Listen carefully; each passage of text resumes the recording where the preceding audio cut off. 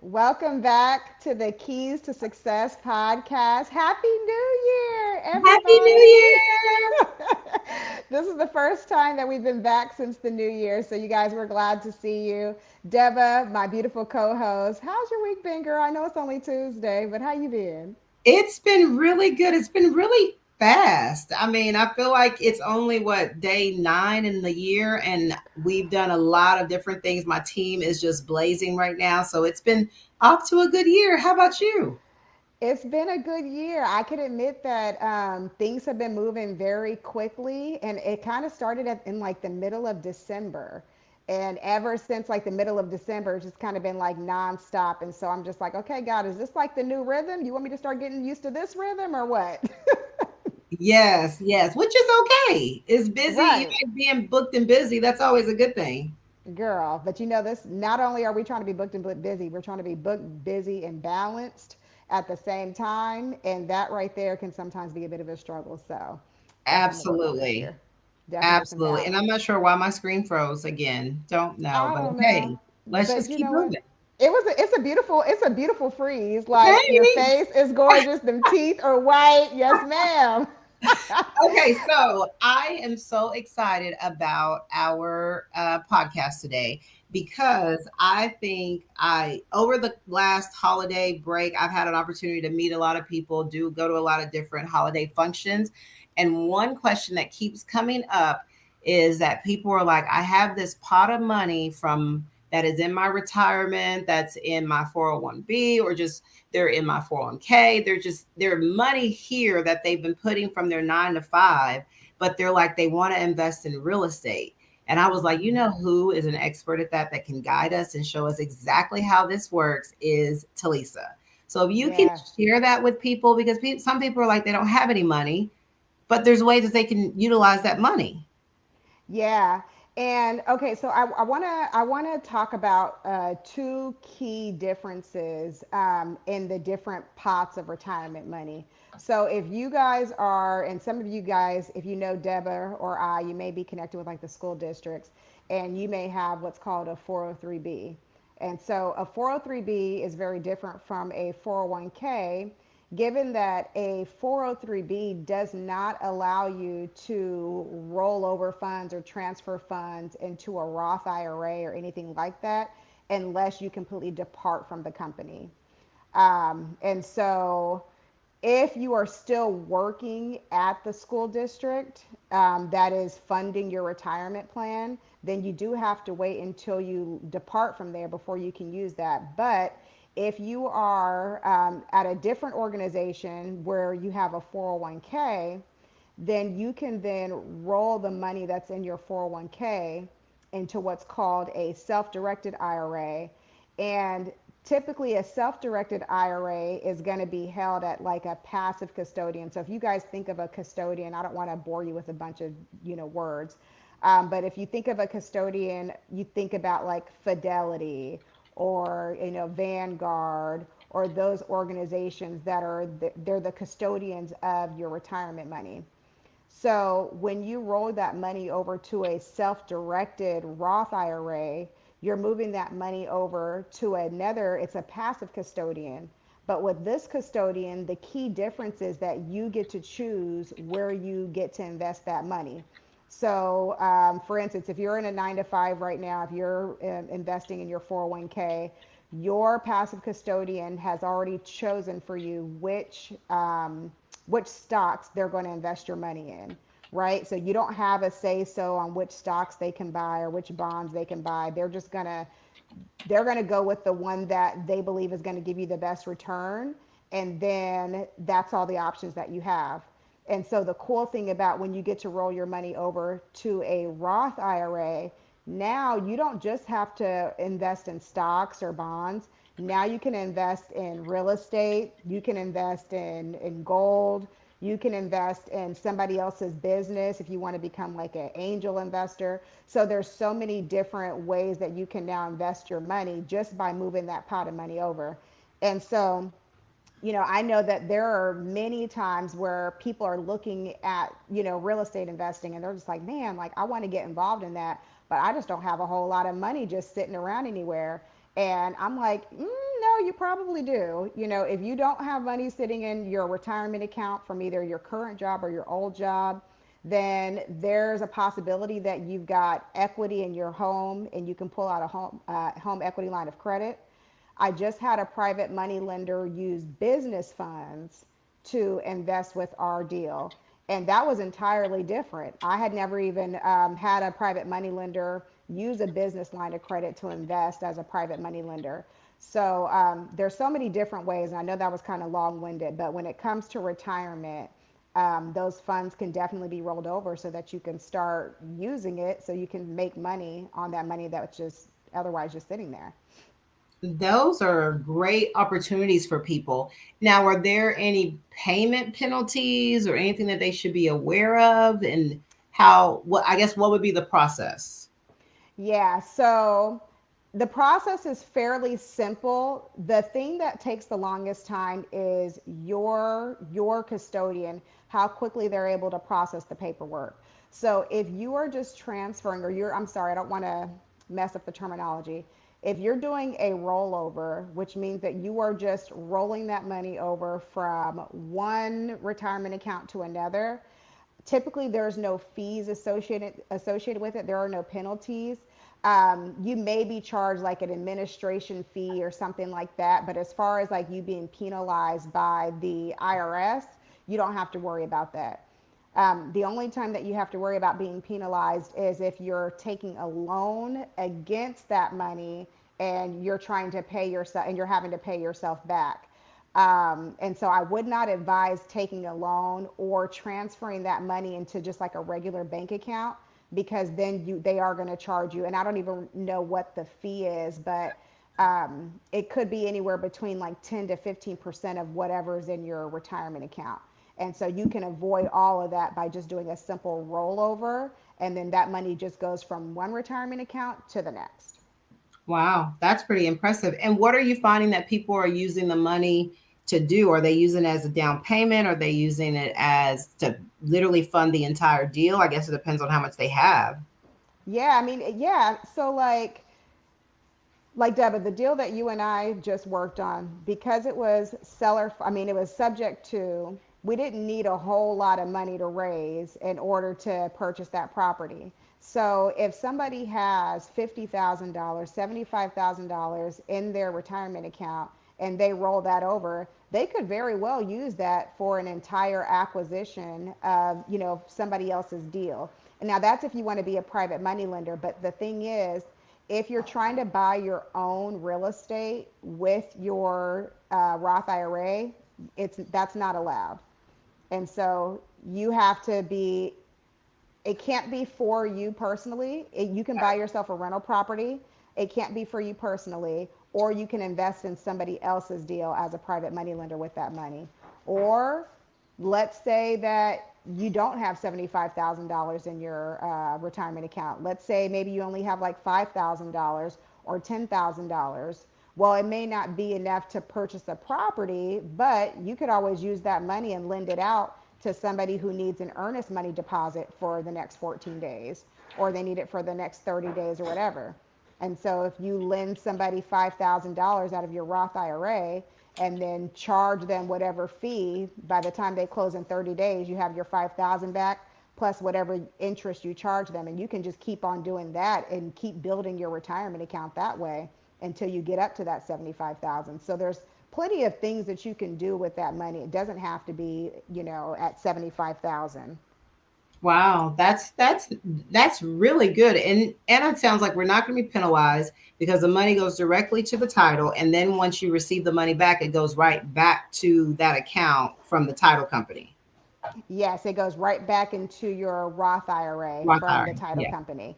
And so, and the process, so let's just say hypothetically speaking, I work for an organization or I worked for an organization, and this is my last week working, and I want to go ahead and start the process of getting my money that's sitting in my 401k rolled over to a passive custodian's Roth IRA. So all I'm going to do is I'm going to reach out to my current custodian, who is probably Fidelity or something like that. I'm going to reach out to them. They're going to have a form that you can fill out that basically says, what are you trying to do? Are you trying to do a rollover? Are you trying to do a transfer? Some of you may be familiar with this, if you've ever pulled money out, if you've ever rolled money before. But you're going to fill out that form, tell your passive custodian what you're wanting to do, and then once they get that form from you, they're going to go ahead and confirm with your employer that you've either stopped working, or they're going to confirm the last date that you're going to be employed there. And then once that date finally comes, then that's when they're going to start processing the paperwork. They're going to ask for the account information that those monies are being rolled over to. And so typically it can happen within like 2 weeks if you're on it and your custodian's on it. But I've seen it take as long as like a month and a half for somebody's retirement company to transfer that money into a self-directed IRA. So one thing that I always like to caution investors is when you're out here and you're raising money and you're getting deals under contract, even if you do have a private money lender who said, yeah, I can lend on your deal, I've got $100,000 to lend on your deal, make sure that that money is liquid by the time you close. Because we've had situations where we're about to close in 3 weeks and I've reached out to the private money lender and I'm like, hey, you're still wanting to lend on this on my deal, right? And they're like, oh, I've got to still transfer my money from my retirement account to my Roth. And I'm like, oh, okay, cool. How long do you think that's going to take? Well, I don't know yet because I haven't reached out to them. I don't know their process. And so it's just kind of like you really need to be on people if they say that they're going to be lenders. Make sure that they've started that process. That way their funds are liquid by the time you guys are closing. Nice. Let me ask you this. Let's say I move my funds over to the Roth and it's a deal that I'm partnering with someone else and we have an LLC formed. Could I not put my money in there because it's an LLC or? Okay, so say that one more time, Deba. So let's say I want to fund a deal that I'm partnering with someone with. So we have an LLC and it's, let's say it's me and you. Me and you Mm-hmm. find a deal, we created an LLC. I want to use my funds that's in my retirement to fund this deal. Could I do that even though we're sheltered with an LLC? Let me think about this. Yes, be as long as hold on, let me double check. I want to make sure I'm not saying this wrong. Yes, as long as it is not for your a residence that you're going to be staying in. Okay, perfect. Yes. Now there are certain stipulations, and I'm trying to remember when it comes to like relatives and like close family members, like brothers, sisters, moms, and dads. There's only, man, we're gonna have to do another podcast because I don't want to give the people incorrect information. Right, right. But there are certain stipulations when it comes to partnering with family members or using a family member's Roth IRA and stuff like that. And so we'll do another podcast where we kind of dive into that. That way we make sure that you guys are doing it correctly. But if you're doing a partnership and you want to invest your money into the deal, that's completely fine as long as you're not living in that residence yourself. Got it. Got it. And you cannot spend, like, you can't spend, like, even if it was like your brother's property, Deba, Uh-huh. if your brother invited you over for Christmas and said, hey, Deba, you and your kids come spend the night for Christmas for the week, you technically could not go and stay there overnight for that many days without being penalized. Wow. Okay. So there are some strict stipulations. Yeah, there are, but we'll have a whole nother episode on that because I want to make sure that I get that to you guys in full Yeah. detail. Well, let me ask you this because I know you've helped me a ton on these last two or three deals with doing private lending where you've helped my brother get a deal, you helped me get a deal, and there was another deal that I did that you helped me structure it with private lending, which I will tell you guys, private lending is probably one of the easier ways to acquire money to do a deal because there's not a big appraisal, there's not a credit check, they're not looking for any of that. All they're doing is following, is the deal make sense? Are my terms that I agree with okay with, and I agree with them. And what's beautiful about the terms is that you and that private investor, you guys come up with the terms. So you can negotiate the terms. I think on this last deal that I asked for, I needed $45,000 to do a subject to deal, and 40,000 was for me to pay the seller, and then the 5,000 was going to cover all closing costs or any additional fees. But I was able to negotiate with this private lender. Normally you see 12, 13% annualized interest. I negotiated 10% and they were cool with it. So it's really up to however you create the terms. That's one beautiful thing I love about real estate, because everything is up for negotiation. You just got to Yep. understand that you got to know your value and know what you bring to the table. That's it right there. Knowing your value and knowing what you bring to the table, that's right there is the game changer, because that's the difference between going into a conversation with a private money lender saying, I have this deal. I'm needing $45,000. I'd like to have somebody in the deal for 12 months, but I'm okay if you want to do less. And then the private money lender saying, well, yeah, I only want to do 5 months and I want 15%. And it's just like you're really setting yourself up to where you're not in control. Where with private money lending, you can literally go in and say, hey, I need this $45,000. I'm going to hold on to it for the next 8 months. I'm paying 10% interest. And those are the terms. Either you like them or you don't. And with this last deal that we did, initially, this person wanted to be in the deal for less time. And I just told her, I said, you know what, this deal, we're actually needing somebody in it for a little bit longer. If you need your money back sooner than this date, then I completely understand. I don't want you to lend me your money, because I don't want you feeling like, oh man, I'm gonna need that money sooner than Tilisa needs to give it back to me. I don't even want that thought in your head, because then that's gonna put me in a position where I've now got to go out and find another private money lender to now replace you when I wasn't expecting to do that. So I try to be very clear and upfront and transparent with people from the very beginning about the terms, about the interest rate, about when I'm going to pay you your first interest payment. So like there are private money lenders who want to see that monthly interest payment every single month. Well, with my exit strategy, it would not be feasible for me to start paying my private money lender back after month one, because I haven't stabilized the property yet. So Right. I always tell my private money lenders, I will pay you quarterly. That's quarterly after a month after, and that starts a month after we close. So that means I have a month after we close where I'm not even being charged interest. And then come that following month, that's when the interest starts. But I've still got 3, 4 months, 90 days before I ever have to pay my private money lender a payment. But I can structure it that way because I know that that's what I need. That's what's going to help me sleep at night. That's what's going to make me know that I have enough time to get this property up and going. But that's the beauty. You really get to choose the terms that you want. Right, which is the best thing in the world, because then you can really negotiate terms and then you can get more profit by doing it that Mm-hmm. way, which is a Girl. beautiful thing. Yes. What Yes. else can you share with us that people are thinking, they're on the fence, they're like, okay, I think I may want to do it. I've been holding back because I feel like I don't have enough funds. Like what can you give them, any advice? Yes. I would say this. A lot of people, including myself, have squandered money in areas that did not yield me any sort of profits. Um, there was just no sort of return. And I look back at those things that I just spent money on that just didn't give me anything back.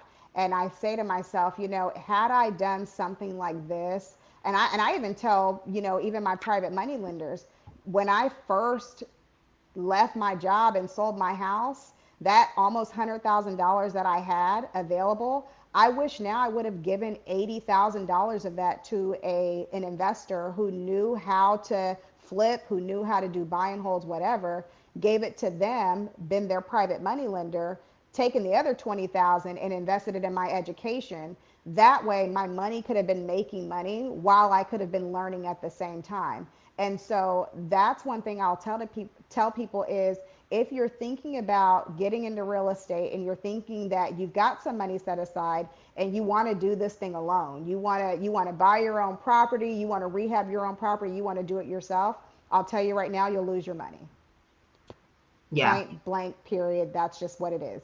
You will lose your money. So instead of losing your money, I would find somebody that you trust, build a relationship with somebody who's been doing this, who knows what they're doing, allow them to give you an opportunity to invest your money in their deal. Get yourself some double digit returns, get yourself some monthly interest payments coming in. And while you're getting that, learn on the side.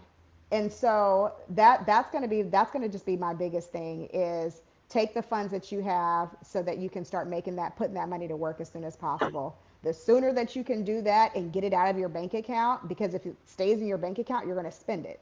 And so like I try not to have any money in my bank account. When things don't go through on my debit card, I'm like, oh shoot, I forgot to transfer that money over there, because I literally like to see. And so anyways, I'm not even going to go into that. But that's what I have to say about that. I love it because I think there's a lot of people that have money. They don't know how to use it. And it's like, get connected with people that are doing this, that you want to learn from, that you want to be like, and they will be more than happy to utilize, help you. And maybe y'all can partner together and you can utilize the funds you have. And instead of it just sitting there making 2 or 3%, you can do this. And within 3 or 4 months, you can make almost 12 to 13%, if not more. If not more, if not more. And I mean, just depending on how much money you have, you guys could be cash flowing, like seriously, you guys could be cash flowing anywhere between $300 to $1,500, even more than that, a month. Like, you tell me what other investment you can do where you can literally give somebody your money and it's almost guaranteed. I don't say guaranteed because we can't say it's guaranteed, but Yeah. it's almost guaranteed that you're going to get this monthly income or this quarterly income on a regular basis. Like that's the sort of cash flow we're getting as, buy and hold investors. And you as a private money lender aren't doing anything. Like literally, you're Yeah. pressing a button, you're wiring money, and you're waiting on email updates. Yeah. And you're getting That's a paid. beautiful thing. You're not using a hammer. You're not dealing with some crazy contractors. It's the best thing in the world. That's what I'm gonna be. When I grow up, I'm gonna be a private money lender. Like that's all I want to be. Yeah. Seriously. Just lend it out. I'll just lend it out to all of you guys. So, anyways, Yeah. So that's what. Oh, go ahead, Deba. Oh, no, I was saying that this is very insightful. It's a great way to start the year because I know people are always like, well, I don't have any money. But we just shared with you how you already have money. Let's utilize the money you already have so that we can actually grow and build your wealth. Yes, and Deba, it's tax season, and so some of y'all gonna be getting like $5,000 to $8,000 Wow. with a tax refund. Don't buy another car. Don't do it. Yes. Get yourself some passive income. Buy you some income. What? That's There a you go. whole boss move. Buy you some income, okay? Yes. Period. Buy you some income. Thank you guys so much for joining our show today. Anything you want to leave with everyone, Tilisa? Nope. Y'all just have an amazing week. Put yourselves out there. Be bold. Be courageous. 2024 is the year of overflow, but it's only the year of overflow if you make it that way. Oh, that's powerful. That is powerful. Yeah, All but right. we'd like to thank you for tuning in to the Keys to Success podcast. If you enjoyed this episode and you want to listen to more, be sure to subscribe to Apple Podcast and YouTube for our latest episodes.